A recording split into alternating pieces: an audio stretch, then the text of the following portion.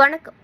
நாடு முழுவதும் மருந்தக உரிமையாளர்கள் இன்று ஒருநாள் வேலைநிறுத்த போராட்டத்தில் ஈடுபட்டுள்ளனர். இணையவழி மருந்து விற்பனையை தடுக்க மத்திய அரசு நடவடிக்கை எடுக்க வேண்டும் என்பதை வலியுறுத்தி இந்த போராட்டம் நடைபெற்று வருகிறது. இதன் காரணமாக பல பகுதிகளில் மருந்தகங்கள் அடைக்கப்பட்டதால் பொதுமக்கள் சிரமத்திற்கு உள்ளாகினர். சென்னை ராயபுரம் பகுதியில் மருந்தக உரிமையாளர்கள் மற்றும் மருந்து வணிகர்கள் சங்கத்தினர் கடைகளை மூடி போராட்டத்தில் கலந்து கொண்டனர்.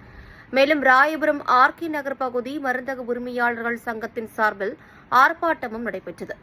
இந்த ஆர்ப்பாட்டத்தில் சங்கத் தலைவர் தங்கராஜ், பொதுச் செயலாளர் பாஸ்கரன் மற்றும் பொருளாளர் பர்வீன்குமார் ஆகியோர் முன்னிலை வகித்தனர்.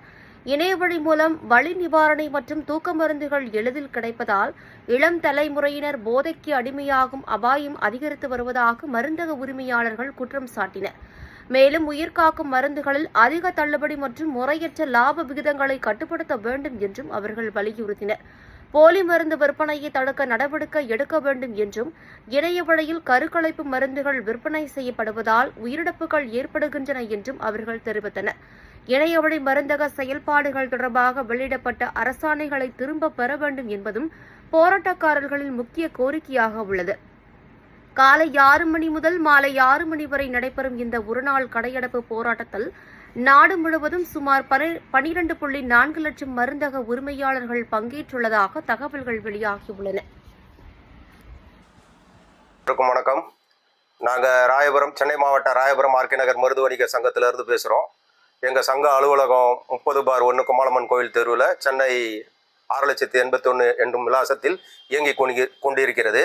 அதில் இன்று அகில இந்திய அளவில் மருந்து விற்பனையாளர்கள் பந்த் நடத்தி கொண்டிருக்கிறார்கள். இதில் அனைத்து மாநிலங்களிலும் ஆர்ப்பாட்டங்களும் முழு நேர கடையடைப்பும் காலை 6 சாயங்காலம் 6 வரையும் கடையடைப்பு போராட்டம் நடந்து கொண்டு இருக்கிறது. அதனைத் தொடர்ந்து நமது சென்னை மாவட்டத்தில் ராயபுரம் ஆர்கே நகர் பகுதியில் நமது மருது வணிகர் சங்கம் இந்த போராட்டத்தையும் ஆர்ப்பாட்டையும் தொடர்ந்து நடத்தி கொண்டிருக்கிறது.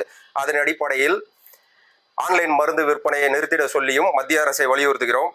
வலி நிவாரணி, தூக்க மாத்திரைகள் ஆன்லைன் மூலம் வாங்கி அடிமையாகும் இளைய தலைமுறையினரை பாதிக்கும் செயல்களை தடுத்திடவும், உயிர்காக்கும் மருந்துகளை வெளிநாடுகளில் OTC என்னும் ப்ராடக்டை மட்டும்தான் நாம் ஆன்லைனில் பெற முடியும். மற்றவற்றை ஷெட்யூல் Hல் வருவதை ஆன்லைனில் பெற இயலாது. அதை வேண்டும் என்றால் அந்த பிரிஸ்கிரிப்ஷனை ஆன்லைனில் அப்லோடு செய்துவிட்டு அருகில் இருக்கும் ஸ்டோர்களிலிருந்து டோர் டெலிவரி போய் பிக்கப் நம்ம எடுத்துக்கணும். ஸோ எல்லாத்துலேயும் வெளிநாட்டை நம்ம உதாரணமாக காட்டுற நம்ம அரசு அதையும் செயல்படுத்தணும். முழுக்க ஆன்லைன்லேயே விடுறதுனால என்ன ஆகுதுன்னா, இப்போ ChatGPT, ஜெமினி எல்லாம் வந்துருச்சு. அதில் நீங்கள் டாக்டர் பேரை போட்டு ப்ரிஸ்கிரிப்ஷன் ஜென்ரேட் பண்ணி சைக்கோட்ரோபிக் ட்ரக்குன்னுவாங்க, மனநலம் பாதிக்கப்பட்டவங்களுக்கு கொடுக்கக்கூடிய மருந்துகள், அதில் சிலது தூக்கம் வரும். அதை தவறாக உபயோகப்படுத்துகிறாங்க சமூகத்தில். அதை தடுத்திடவும் நாம் ஆன்லைன் மருந்து விற்பனையை ஒழுங்குபடுத்தவும் சொல்லி நம்ம கேட்குறோம். ஆல்ரெடி நம்ம 2018 அப்போது 2014 நம்ம முன்னாள் முதலமைச்சர் செல்வி ஜெயலலிதா அம்மையார் முதலமைச்சராக இருக்கும்போது நம்ம அவங்க சிஎம் செல்லில் புகார் கொடுத்துருந்தோம். அதுக்கப்புறம் பப்ளிக் லித்திகேஷன் சென்னை உயர்நீதிமன்றத்தில் பண்ணியிருந்தோம். அதில் 2 நீதி அரசர்கள் கொண்ட அமர்வில் ஆன்லைன் மருந்து விற்பனை தடை செஞ்சு கொடுத்துருந்தாங்க. அதை கார்பரேட் கம்பெனிகள் ஸ்டே ஆர்டர் வாங்கி வச்சிருக்காங்க. டெல்லி உயர்நீதிமன்றத்திலையும் அதுக்கான தடை ஆணை வாங்கி வச்சிருக்காங்க. அதையும் ஸ்டே ஆர்டர் வாங்கி வச்சிருக்காங்க.